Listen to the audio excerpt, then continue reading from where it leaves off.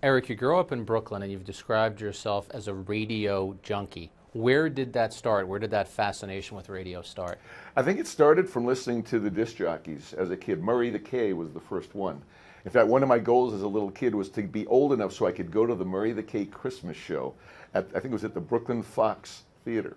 And eventually I did get to see that show with a whole bunch of groups, Smokey Robinson and the Miracles, Hannibal and the Headhunters, a whole bunch of groups. But it started with that, then Cousin Brucey on WABC.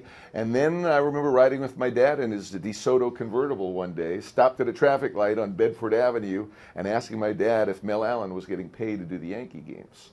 Because I loved listening to them. And he said, yeah, that's what those guys do for a living. And I said, you're a dentist, you fill teeth.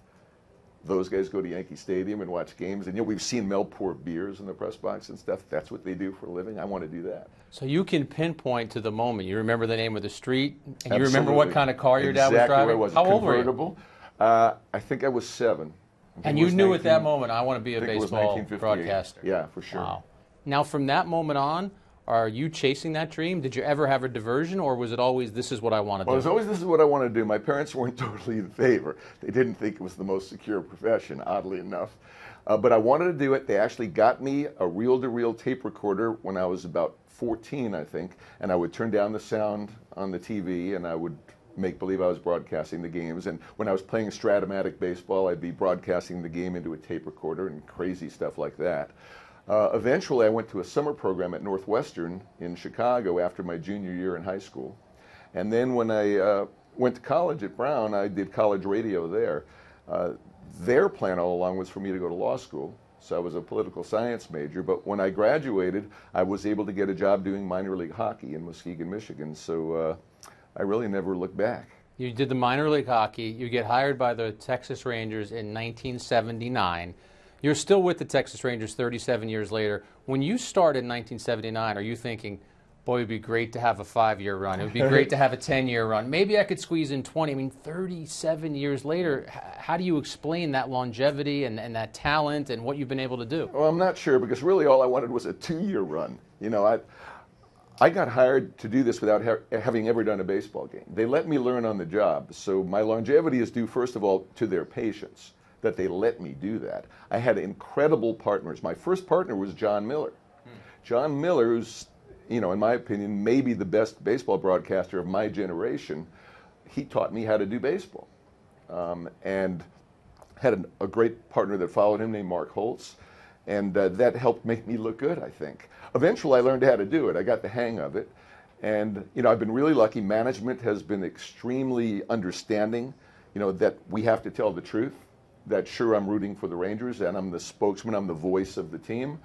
But if they're playing badly, I need to say it. And, you know, they've never really interfered in my ability to do that. But with changes in management, changes in ownership, both at the radio station and with the team, I consider myself incredibly lucky that I'm still here. You've mentioned Mel Allen as a kid. You mentioned working with John Miller.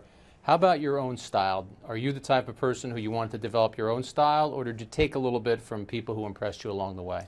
Yeah, well, originally, no, I was a hockey announcer, and I was a Marv clone.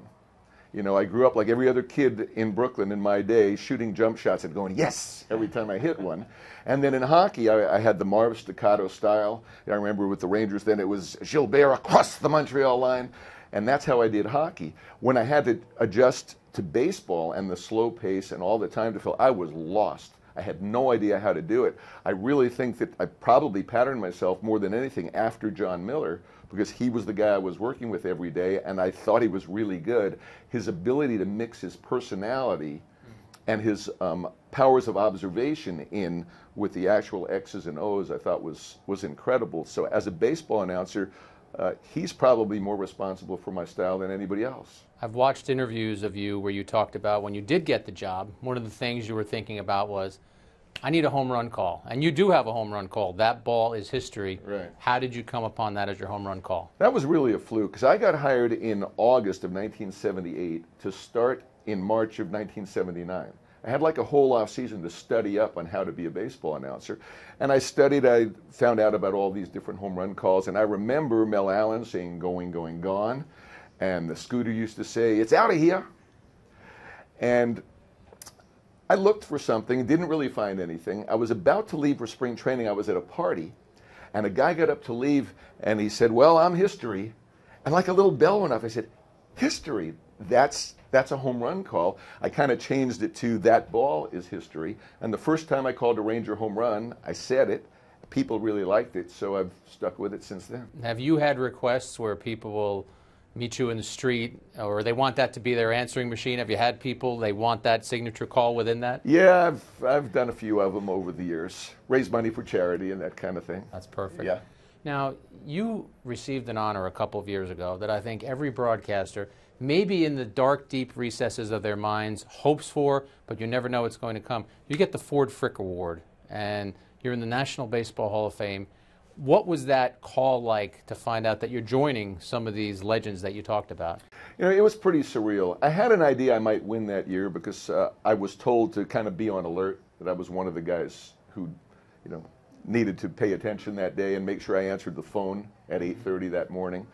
But it's still, to me, just absurd that I'm on the same wall with Mel Allen and Red Barber and Vin Scully and Ernie Harwell and, you know, the Mets announcers who I grew up listening to as well, you know, Bob Murphy and Lindsey Nelson, Jack Buck. It's, you know, I don't think of myself in that company, but, you know, somehow there I am. And I guess the people in Texas, you know, kids who grew up listening to me the way I grew up listening to Mel and Red and Lindsey and Bob, I guess I'm to them what they were to me. So, you know, I'm starting to get more comfortable with it. But the weekend in Cooperstown was crazy. It was like I had crashed some exclusive club.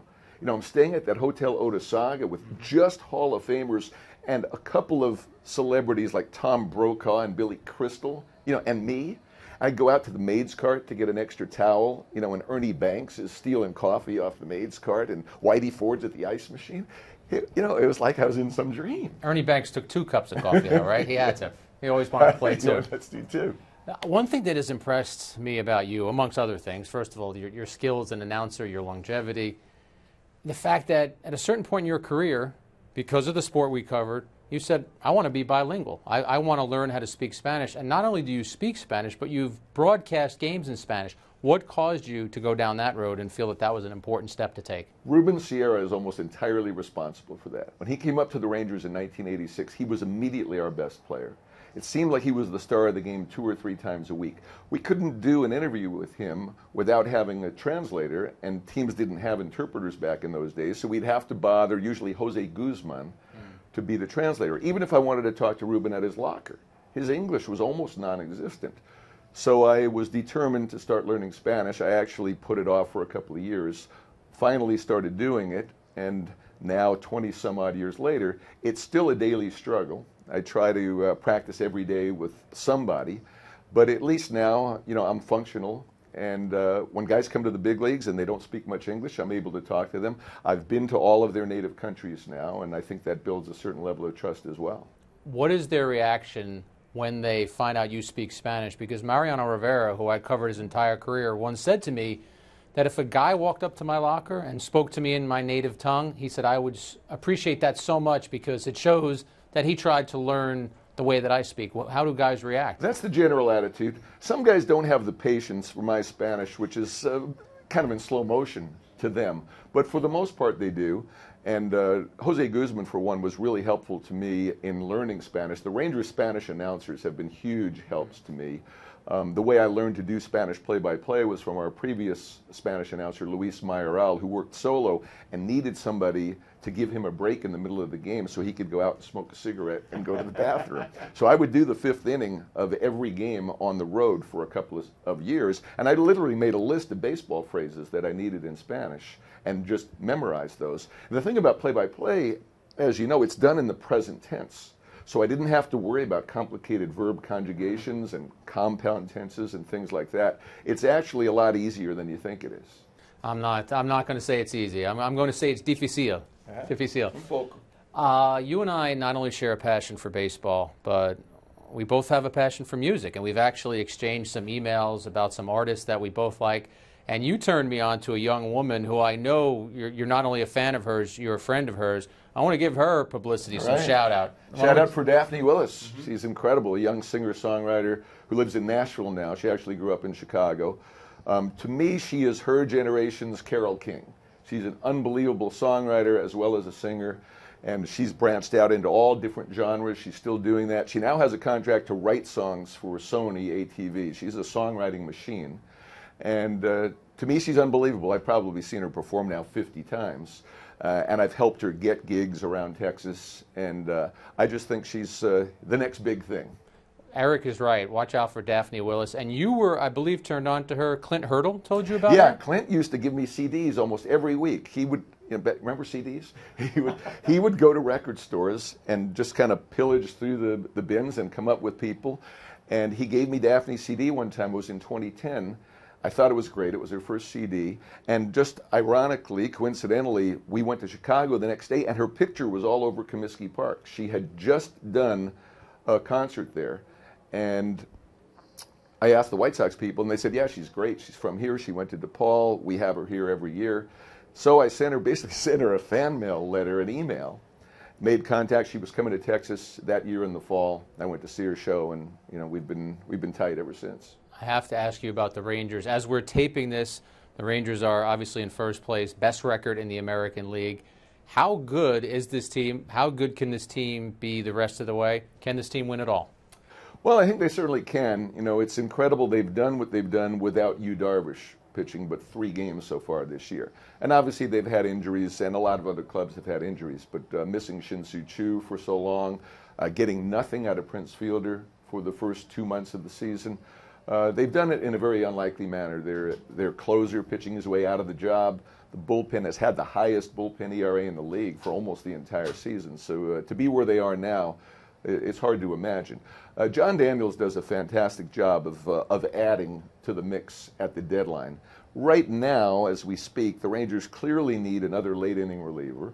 And because of the injuries to Colby Lewis and Darvish and Derek Holland, I think they probably need another starting pitcher. And, we'll see who he comes up with as the deadline approaches. And we're talking about players. This is how we end all these interviews on JCTV. You and I are both going to open up a pack of baseball cards. All right. We got some 2016 Bowmans here. Is the gum in here? No gum. No gum. But here's how the game goes. We're going to debate who got the best card. Okay. And remember, it's my show. We're going to debate who got the best card. Trade? And then the person who has the best card keeps both packs. All right. I'll flip you for it. I'm starting off with Josh Harrison. Okay. I got Soler of the Cubs. I'm going to top you with a gentleman by the name of Chris Bryant of the Cubs. I'm not sure Freddie Freeman's going to top him. Tonight's starting pitcher, Cole Hamels. This is not looking so good for me. Yankee minor leaguer Domingo Acevedo. I got Wilson Contreras. I got some guys I never heard of. What did I get? The minor league set? I think I did. Oh, did you really? No, here's Miguel Sano. All right, there's Sano. All right, there's a big leaguer. I got there's George Big Springer. Poppy. Okay, I got a Hall of Famer here. You got Big Poppy. So it would probably be Big Poppy against Chris Bryant. And you know what? Chris Bryant may have Big Poppy's career one day. He hasn't had it yet. You win. Hey, there are your cards. All right. Take those back to Arlington with you. Eric, thank you so much for the time. Thanks a lot, Jack. Enjoy it.